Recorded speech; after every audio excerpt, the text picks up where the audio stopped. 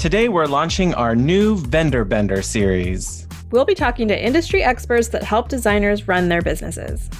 And we're starting off with Dalia Souls of Design Assisted. She's here giving us guidance on how a design assistant can support your design business at any level. It's time to stop making excuses and start getting things done. Let's go!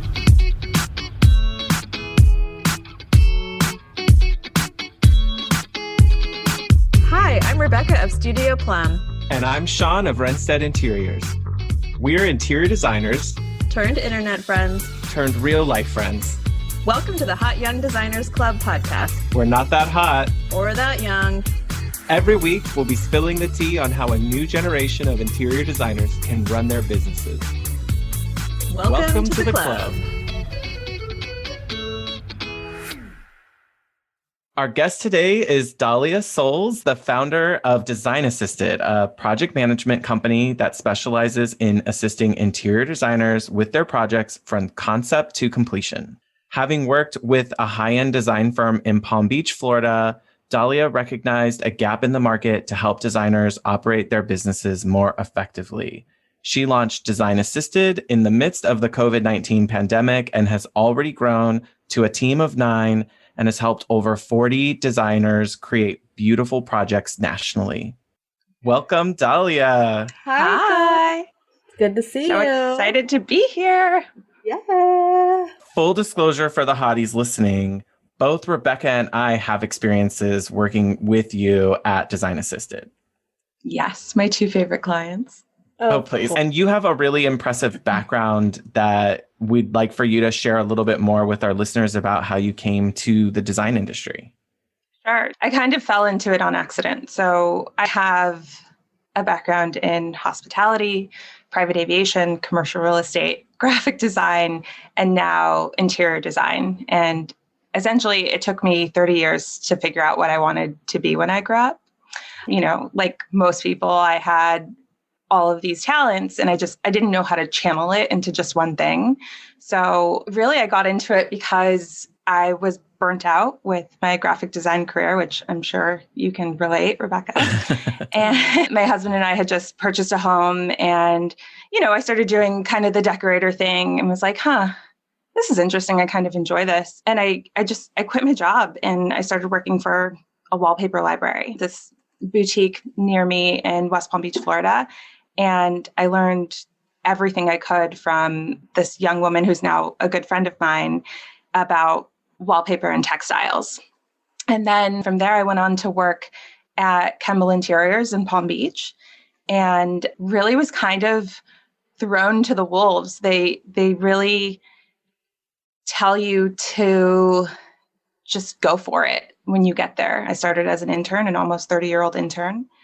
And when I got there, yeah, there you go. I mean, and when you want something and you're, approaching your 30s, you're kind of like, what do I have to lose? I've done so many other things. Why not go for it? So I did. I went for it. I mean, I literally would have cleaned their floors if they had asked me to. So they hired me pretty quickly on. And from there, I started assisting a couple of designers and kind of found my place with a designer in particular. And like on the side or? No, there. So there. Okay. The way that it's structured, there's many designers within the firm and then a bunch of design assistants essentially. And you kind of get paired up with whoever fits. And yeah, so I got teamed up with a spectacular designer and she is the kind of person who doesn't say no to anything. So we were always on the go. We had anywhere from 10 to 15 commercial and real estate projects at a time.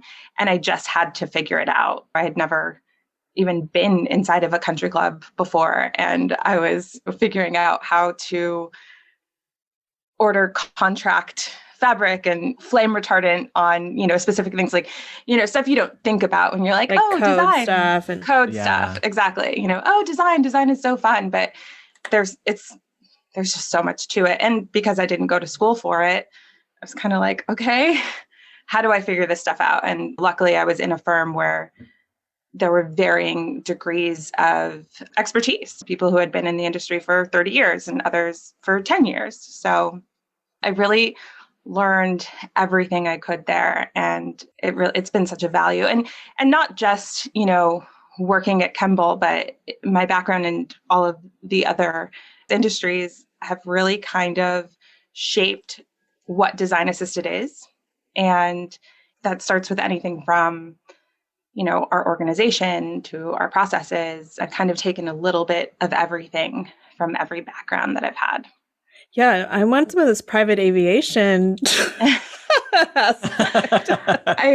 was such a random stint in my life, but I was working for an investment banker, and it was right around the economic downturn. I got laid off from my job as his assistant.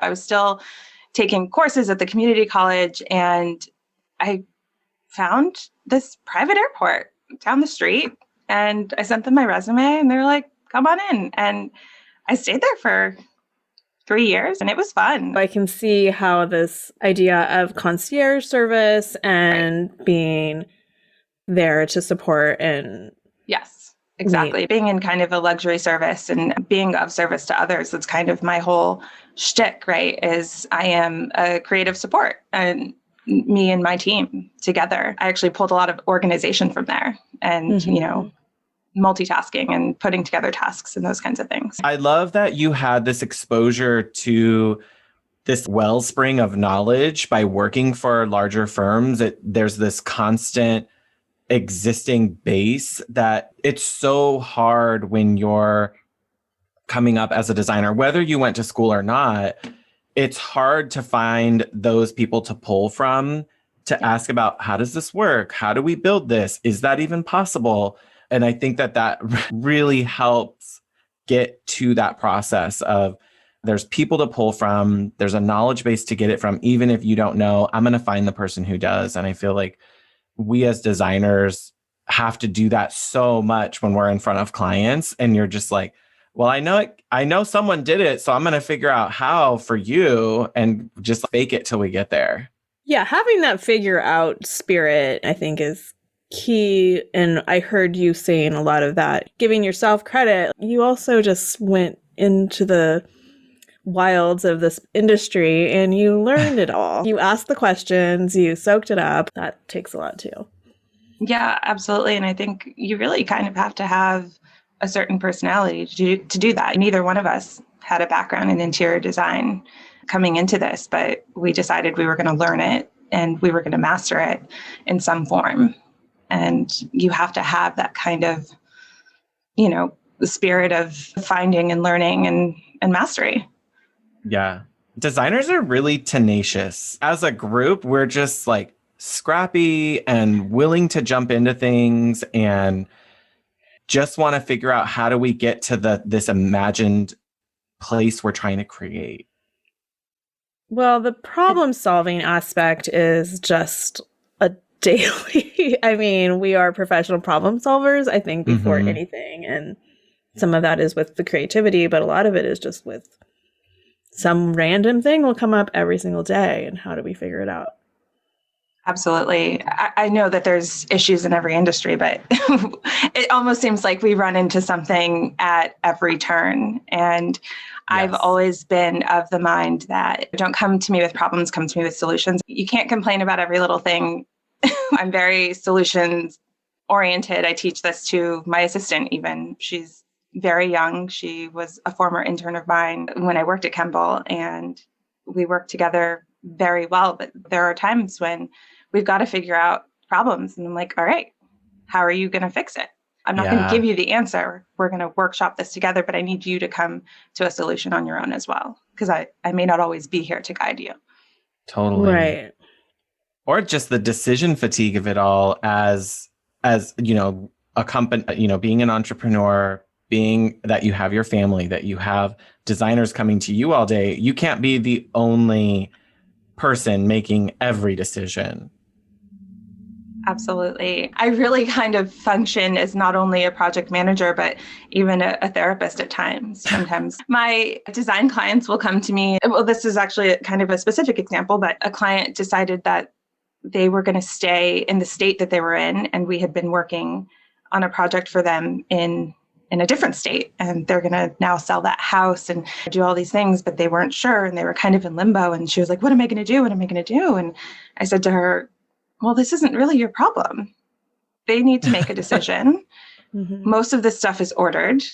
They signed a contract, and we don't know if we're going to be able to return these things. So until you get a response from them and tell them what date they have to, give you an answer, you don't need to worry about this right now. You are spread so thin. Let's focus on the things that you can control. And she was like, that makes so much sense. I don't know why I didn't think of that. Well, you're too close to it. That's why I'm looking at it from an outside perspective. So, I mean, I love those calls too, because I feel so good at the end where I'm like, yes, I solved the problem. Yeah, she just has to go back and say it. Like, call me when you have a decision. Yeah.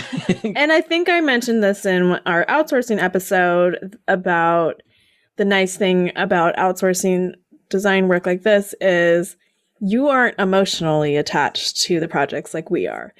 We absorb a lot of times our clients' anxieties and stress, and we're trying to, really be there for them. But you're separate and you don't take that on, which I think is a relief. And like you're saying, it can provide perspective and a lot of help. For sure. And that is actually one of my favorite aspects of what I do, is that I really enjoy working with interior designers. And it's not that I don't enjoy working with design clients, but I can commiserate with a designer about long lead times or damaged furniture or, just any kind of thing that arises, because I understand and they understand. We're completely on the same page. If you're talking to a design client, it's a little bit harder to explain that in terms that isn't going to aggravate them or disappoint them. Right, because we have to keep them calm. Everything's fine. We're like the duck on the surface of the lake with our little feet kicking fast, but very serene on the surface. I think you touched on that idea of being able to be behind the scenes. Did you always intend for what you're doing or for Design Assisted to be behind the scenes? Was that the idea from the beginning? That's a good question. And truthfully, I don't know. As I said before, I've always been a creative support, and I thrive in lifting other people up.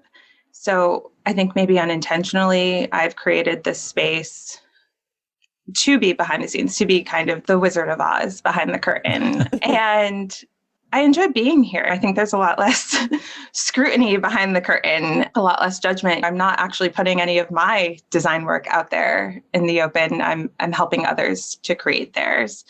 And I really thrive in an environment where I'm supporting other people. So yeah, I think unintentionally, that's probably what I built here. Is that what inspired the creation of Design Assisted and you going on your own? Or was there another sort of a seed moment that pushed you off to do that?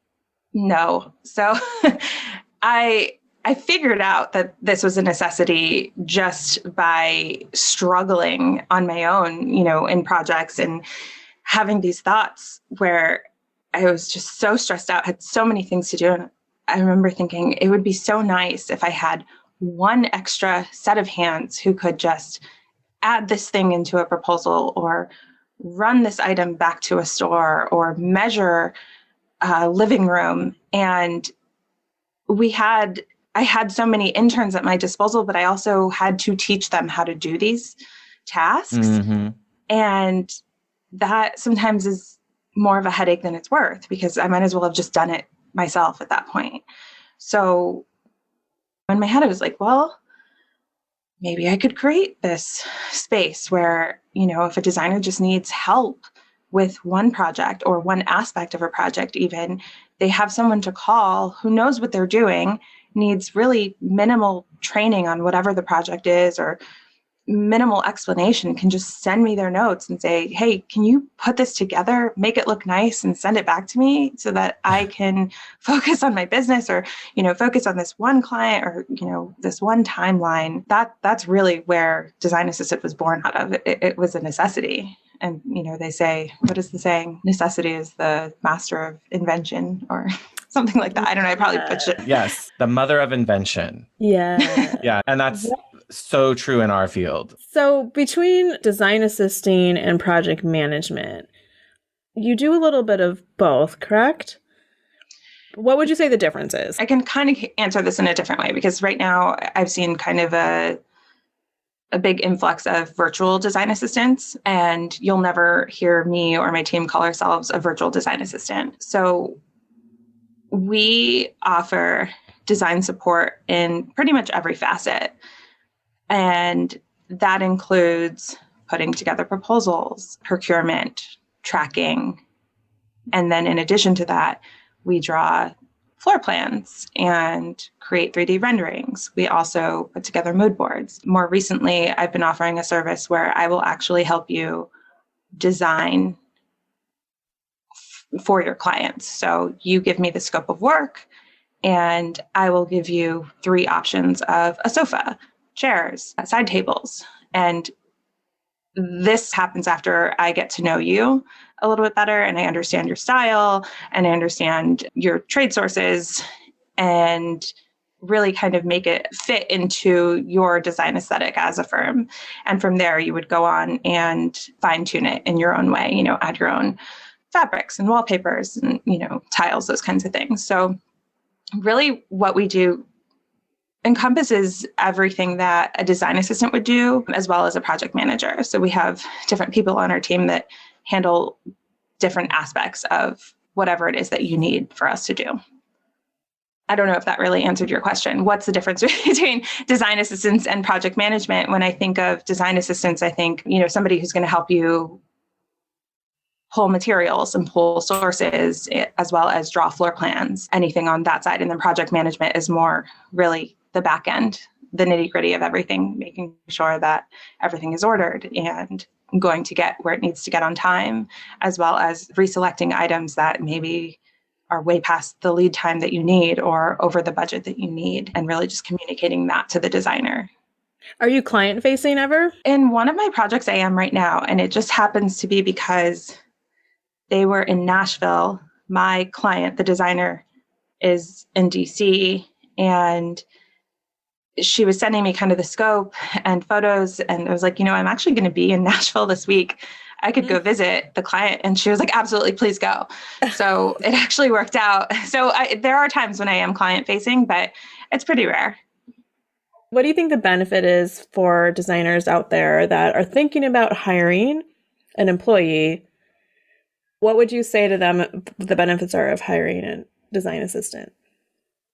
Designers are spread so thin right now.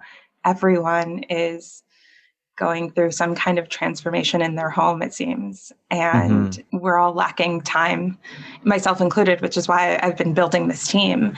So I think really the benefit of hiring, let's say, a virtual design assistant / project manager, hiring someone who you can use on an as needed basis will really just help you grow your business. It will help you focus on your tasks at hand. And it really is just kind of peace of mind at the end of the day. How many times have you been up until 3 o'clock in the morning putting together a presentation because you don't have someone to help you? And it would just be so easy to make a phone call or send an email and say, can you please help me with this? And then never speak to that person for, 3 months until you need them again, because you don't have to worry about a full-time salary or, if those people are being taken care of. Payroll is expensive. It's a monumental emotional pressure to have employees, if you're a business owner, to feel like, am I bringing in a pipeline of business that will support them? And now I'm responsible for them paying their rent or their mortgage or their car payment. And that's, for a lot of us, since we're emotionally spread thin already, to add that sense of responsibility can be really overwhelming as an entrepreneur. As well as, like, I've had employees before, and you're also, again, absorbing their emotional lives. So they have a bad day, they're having issues at home. I mean, a lot of that it has to come to work Bleeds because over. we're human. Yeah. We're humans. Like, and I believe it should come to work, but it's also not always the best time for it. Yeah, you're And like, it's today's the stressful. install. It's not the day for the breakdown. Like, pull it together. We need you. Don't call in sick with it because you had a nightmare last night, please. Beyond just like the functional aspect of having hired employees and all of that, there's also the financial side that can become burdensome. But what we've tried to talk with other designers about, and even in our coaching sessions to talk about, is knowing when is the right time to have help and making sure that there's this differential between if you're going to have someone come in to assist you or be an employee, that you want to make sure that you stand to make money off of the work that those parties are doing and that a certain amount of it is billable. And the nice part with the work that you're describing that you can do is that that's directly translatable to billable time to our client. And we can choose how we mark that up or how we bill it. But the goal would be that hopefully the work that you're helping someone with is coming in at a lower rate than what it can be billed at. So that way you're not losing out on the deal as the lead designer, from Rebecca and I's perspective. Absolutely. And I completely agree. So before I started Design Assisted, I felt people out on the different kind of design groups on Facebook and put my feelers out there and just said, what would you pay someone to assist you to do A, B, and C? And does that look like a percentage of the project? Or is that an hourly fee? Or is that a flat rate, kind of a package deal? And across the board, everyone said an hourly fee. So that's how I wound up, structuring everything. And I mean, I've been in business for a year now, and there are still times when I'm trying to figure it out because I have some clients who use me more often than others. And that's where kind of the personal aspect comes in, where I'm like, am I supposed to be doing more for them because, they're giving me more and so on and so forth. But, to your point, bringing someone on really is kind of an emotional aspect to everything. And I did say this to my assistant early on when I brought her on full time. I feel responsible for you now. And I just need you to know that I'm going to take care of you. I am now your mother and everything's going to be okay. And now when I work, I'm working for you to make sure that you are okay. But yeah, so yes, I think that one hand really kind of feeds the other. And going into this, the way that we structured, the way we did business at my previous firm, I'm learning is actually very different from so many firms throughout our country, throughout the industry. Really, everyone does things in their own way and no two look the same.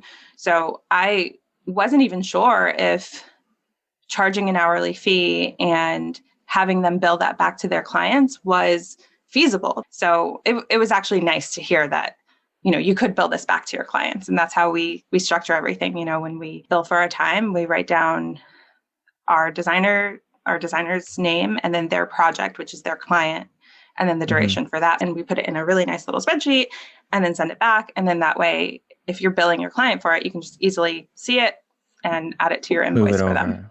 Yeah. Yeah, that made me think about one of the benefits, like to piggyback off Shaun's point, is that most of the hours that I've hired you for are for billable time versus when I've had people in-house with me, I'm having them organize my sample library and clean shit up around here and return things, which are still necessary, but in the infancy of my business where it is right now, they're not billable hours.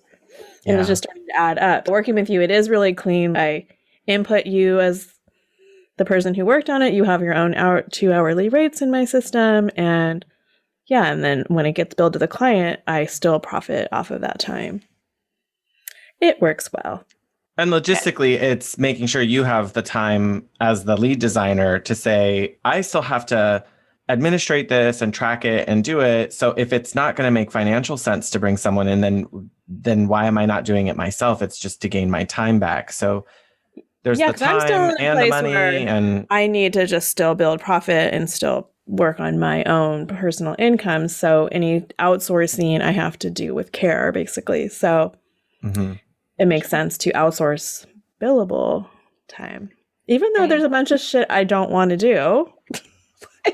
And to your point, Shaun, time is money, right? So if we are outsourcing to give ourselves more time, then we can take that time to make more money. It kind of or goes take hand in hand. vacation. Or take vacation, take a nap, I think the goal would be like we were another designer that we're friends with talked about how, oh, this is like one of the first weeks in a long time where I really felt like I could take the half day off or a whole day off and I would not have negative repercussions as a result of that. And so I think that is a huge selling point for us to think about, look, stuff can still be happening because in your example, Dalia and her team, things are still happening even if I choose to take a half day off or I have to go to a doctor's appointment.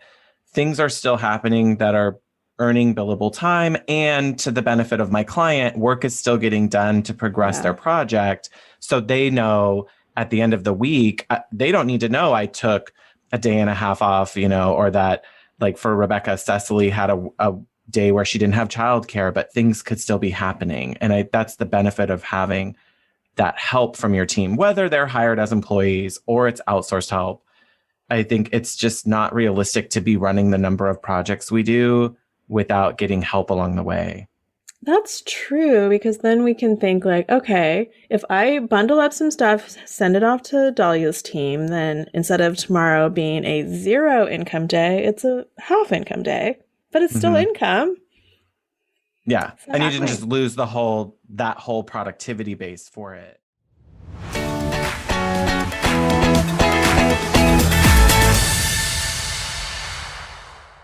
Hey, Shaun, have you signed up for the Hot Young Designers Club newsletter? Oh, no. Really? Is this you not wanting to clutter your inbox with a lot of excess junk? No. Let me do it. Where do I need to go? You need to go to hotyoungdesignersclub.com, scroll down till you get to the subscribe button. You just pop in your email address and your name. All right. I'm doing it right now. Is this going to be a bunch of spam? It's not. It's actually not going to be anything until we actually get around to sending something. But we have big plans and we want to be able to send surveys to get feedback from our audience.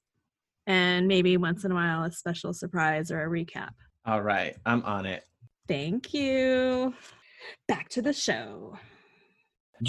Okay, Dalia, you did say it briefly. Can you lay out more? What are all the things your team does? It doesn't necessarily have to be like this person does one thing, but what are the things that designers do come to you to help with? Kind of the laundry list. Short answer is everything. Okay, so I think the thing that we get requests for the most is really proposals. So, they'll come to us with links to items that they've chosen or an entire presentation with a source list. And we will then take all of those items and price them out and then add them into whichever CRM they use, whether it's Studio Designer, House Pro, Mydoma. I know a lot of people use design files, actually have not had experience with that yet, but when you've used one, you've basically used them all. Yeah, they're all kind of similar platforms. They're very similar. And then on top of that, so we'll, put it all together, tie it up in a nice bow, send it back to them for approval.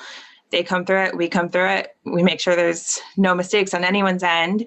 And then they'll send it off to their client. And then we'll get an email or a notification on Trello or Asana that says, okay, we have the money. We're good to go. Start ordering. So from there, my team goes in and essentially starts procuring. And then, that's where the little issues kind of come in along the way. Oh, this is now out of stock. It wasn't last week, or this lead time has jumped up, 5 weeks. And we kind of troubleshoot that way. And then we work a lot in Trello. I know that you guys use Asana. So what we do with our clients who don't use any kind of project management system is we will set them up with a Trello board.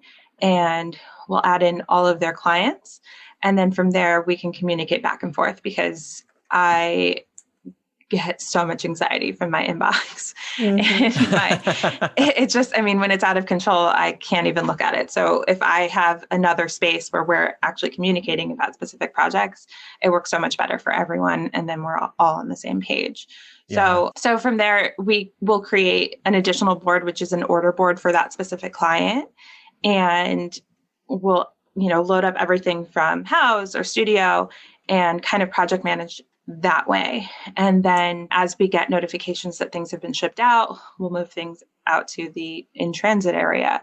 And then as we get notifications that things have come to the warehouse and the warehouse is sending us photos of things, depending on the warehouse, not everyone does that. I wish they did. Then, we kind of check it in, so to speak, so that it's sitting there and waiting for installation.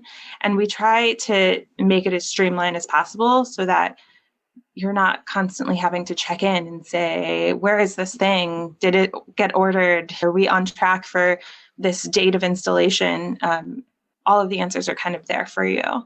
And we actually, I can't even take credit for the tracking board that we use, because that was like a genius idea from one of my clients. And I love when those aha moments happen. And it's another favorite aspect of mine about what I do is that I'm learning so much from different clients, and I get to take that information and implement it and help other designers as well, kind of get organized and put a process together, because it's a tried and true method for this person. So it may work for this person. So everyone's kind of helping each other out without realizing that they're helping each other. It's a very kumbaya moment, which I love. But we all benefit from that. Right. And I always ask for permission. I'll say, this is incredible. Do you mind if I use this? And, I usually get yeah, no problem, whatever. So that's just one small part of what we do. In addition to that, if I have someone who has a request for a floor plan, I always, always, always ask for things in writing. I get a lot of people who will, text or call and be like, can we get on a quick phone call about this? Yes, absolutely. I will talk to you all day long, but I need all of your instruction in writing. And this clears up any kind of miscommunication. If there's no really confusing anything if it's drawn on the plan or, written out in specific detail. And I will take all of that and I put it in a nice little Google slide for my drafter. And I tell her exactly what needs to be done, add any kind of links, give her all the files, and then I send it off to her and I say, these are the instructions. If you have any questions, and then we kind of talk back and forth.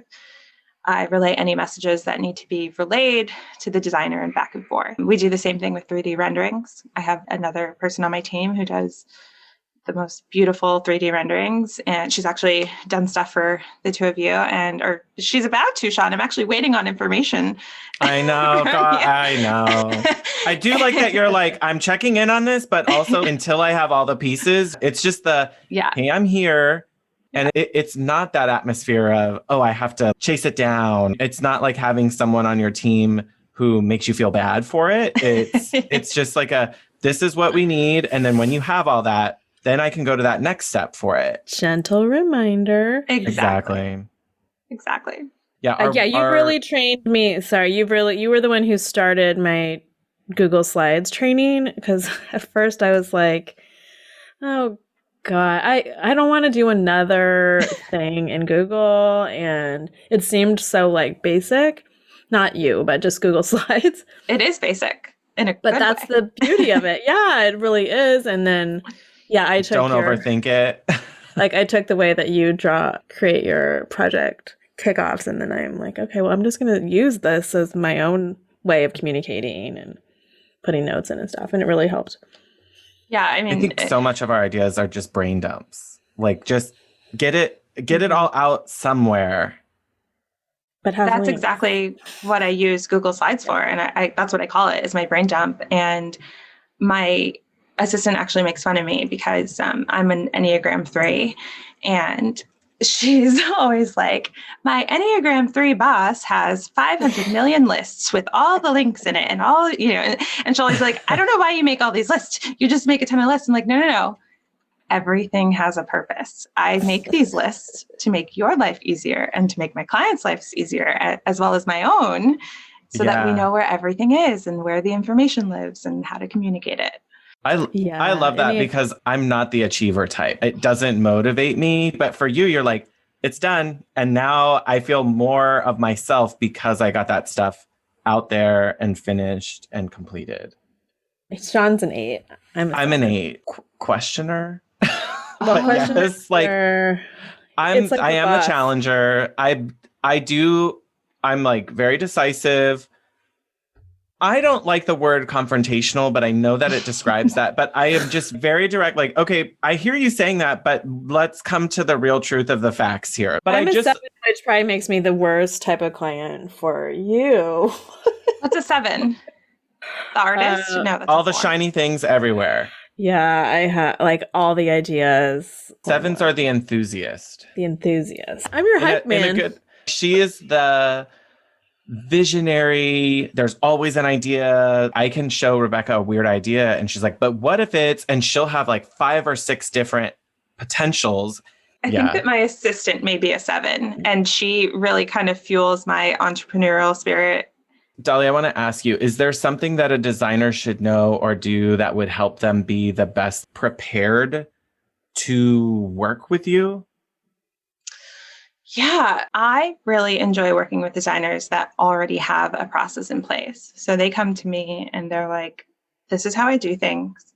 It's all kind of wrapped up nicely. We use this program to do A. We use this program to do B. We use this kind of cloud system. And the reason I like it is because I also like to assimilate into a team that's already kind of established and, join the team, be part of the team. But I really enjoy expectations. So if I know what's expected of me, that there's specific parameters, I don't know why I like rules. It's weird. So I'm like, okay, well, I know that this is the rule. So I'm going to stay here. I'm going to do this. This is how they like it. I think it's the people pleaser in me, right? I'm like, this is going to make them so happy. So I love that journey for you. Yeah. I don't have that. So, let's stick within these parameters. Let's stick with these rules. When I get a consultation, when I speak to someone who's like, honestly, I don't know what I'm doing. I just, decided to do this thing. I have some clients, like, I don't know what my pricing is. I don't know anything. I actually have another company that I work with. They're phenomenal. They used to be project managers, and now they actually teach interior designers how to put together a process. It's called Willow and Jack, and it's these 2 women, Luz Brown, and I'm sorry, I don't remember who her partner is, but they put together these like group workshops every quarter, and designers can sign up for them. I'll send their information off to people who really just need to have their process put together. And I think that they're going to start taking on new clients in the next month or so because they were on a wait list for a while. They'll do everything with you to kind of get your business on track and get you organized. And then from there, you can come back to me and be like, okay, this is how everything's done. These are the things that I need done within, this space, this organization. So really, I mean, my advice for designers is to understand how your business works and know the people that are on your team. Like, you need to clearly and concisely outline what their job roles are, because having people on your team to just do things kind of willy-nilly and, having a design assistant who doesn't know if they're supposed to be putting together an estimate or putting together a mood board is really common, so everything should just be clearly written out and everyone should know their role. We'll put that in the show notes so they can find those resources, because I think we keep going back to it throughout multiple podcast episodes of this. The sooner we get to like our process party episodes, the sooner you get through these things, life starts to be easier. Things start to make sense. It makes the sales process of, talking to clients so much better when you can clearly articulate what you're doing, what comes next, who does what, when does that fit into a whole project, and where does it fit? The sooner we get to those things as business owners, the more space we can open up for our creativity, for a healthier work and life balance. And, it's not a magic solution, but it certainly helps you get there faster. And the confidence. I think the confidence really comes in when you're really clear and know your process and feel good about it. Definitely. Great. At the end of our guest shows, we love to talk about the burning questions. Yes. So I'm we've got excited. a quick fire here. The first question, what's one piece of advice that you would give designers to help them attract their dream clients? Okay. Write a description of who your dream client is first and then find them. So are they in a book club? Join one. Do they do yoga? Go to a class. What do they look like? Do they go to a specific salon? Go there. Find the people. Those people are looking for you. It's kind of, the whole law of attraction thing. Seek and you shall find. Yeah, they're out there. They're out there. And I like that you are looking at it from different angles of like their full person and not just their job or whatever. Right. Okay, so what have you done for professional development recently that you would recommend to our listeners? Okay, so this may be a little bit of an unconventional answer, but I booked an appointment with a psychologist after going down an ADHD rabbit hole on TikTok. And this sounds ridiculous. Believe me, when I say it out loud, it is ridiculous. But I follow a woman named Shailene Johnson, and she's very open about her ADHD. And just watching her videos actually helped me identify a lot of issues that I was dealing with, both professionally and personally. So I did. I called a psychologist and I was like, I never realized that I may be dealing with some stuff that's actually, really affecting my productivity. And then I found out that, women in general are diagnosed far less than men or boys because it shows up in us in completely different ways. And women are people pleasers. So we learn to mask our symptoms and we learn to kind of assimilate to others. And honestly, just taking that step to kind of get my mental health in check and, figure out what was going on with me actually took my business to another level because I was able to focus on the things that I could control and, have my team help me with the things that I just knew that I couldn't. How can you professionally develop if you yourself aren't in a place to continue that development? For sure. What's one design element that you have really been drawn to lately? Grand millennial everything. I'm living for Cameron Rupert right now. She's a young, hot designer. And I mean, she just puts pattern on pattern on pattern on pattern. And I think it's the coolest thing ever. My own home doesn't actually speak to that, but I appreciate it and I love it and I'm living for it. It's really having a moment. This is the big one. If you could live in the set of any TV show or movie, what would it be? Okay, my answers are weird. I love it. For a show, did you guys ever watch Pushing Daisies? Yes. It was on for one season and then I think it got canceled. Yeah.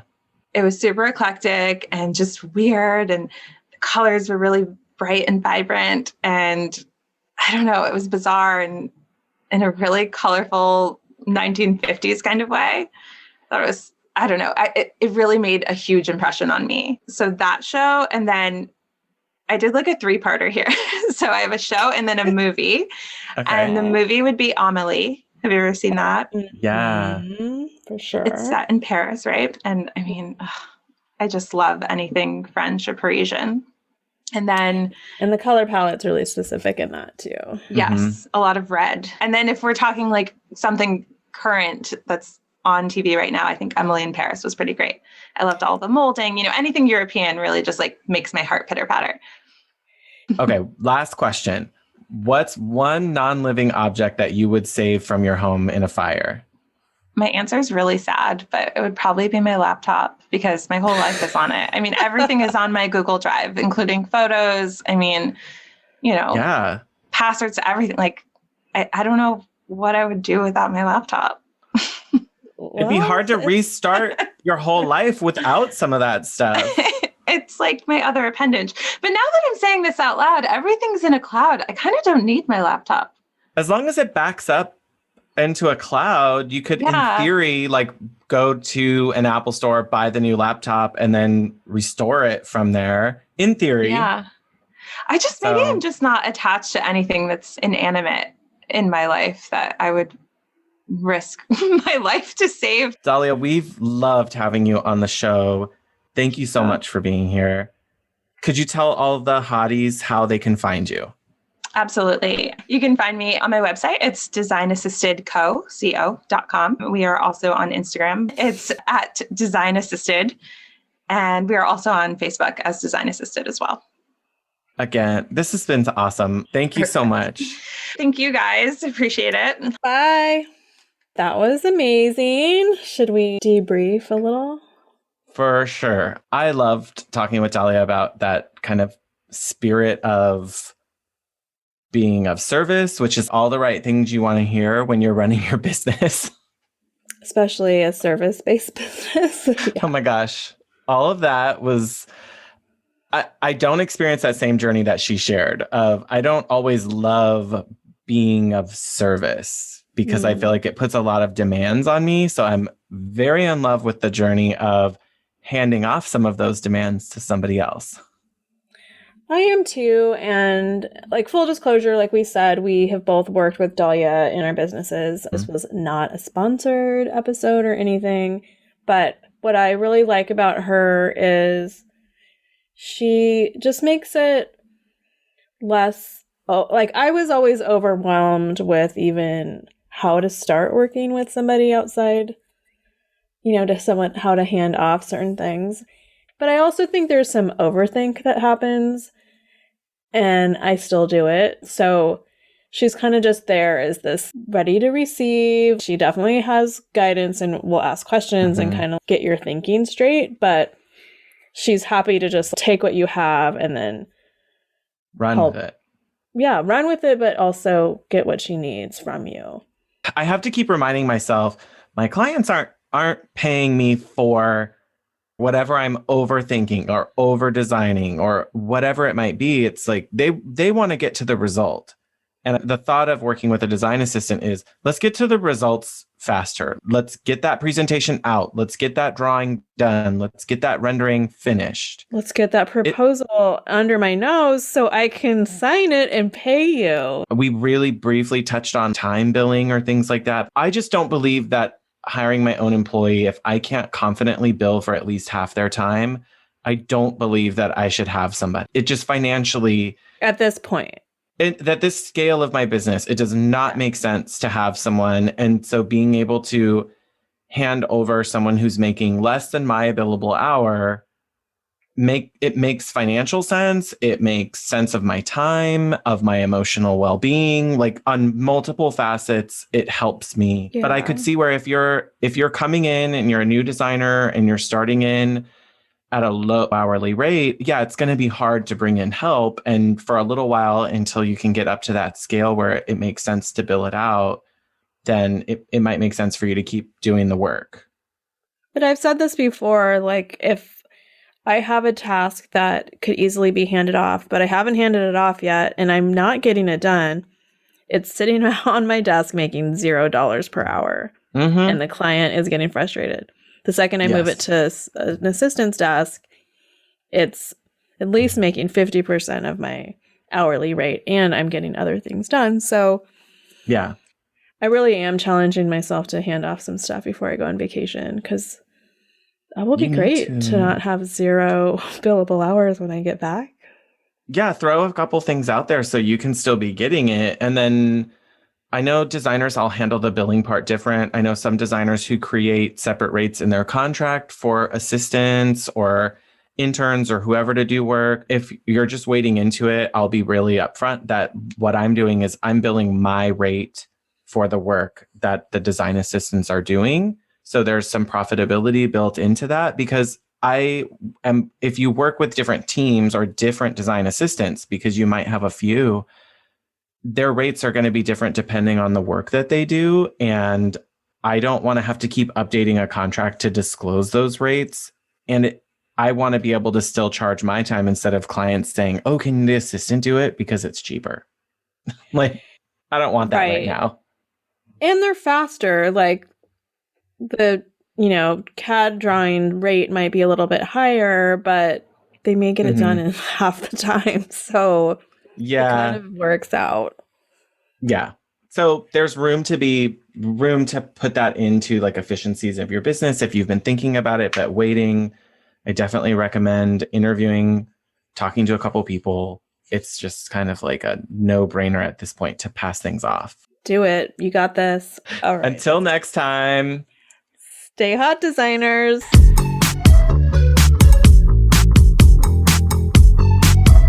Thanks for joining this meeting of the Hot Young Designers Club podcast. If you liked what you heard, please subscribe and leave us a review on Apple Podcasts. Check out the show notes there for links to things we talked about today. We are keeping the conversation going on Instagram, so don't forget to like, comment, and follow at Hot Young Designers Club. You can find Rebecca on Instagram at Studio Plum. And you can find Shaun at Renstead Interiors. That's WRENSTED.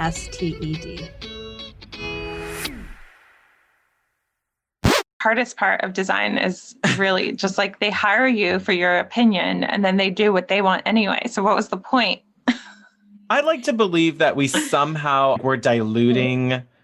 If I'm the champagne, they're just getting to control how much orange juice they put in the mimosa. Like, oh, you never put orange juice in champagne. That's such a great way to look at it. Can you just get a little spritz bottle, like just a little orange juice taste.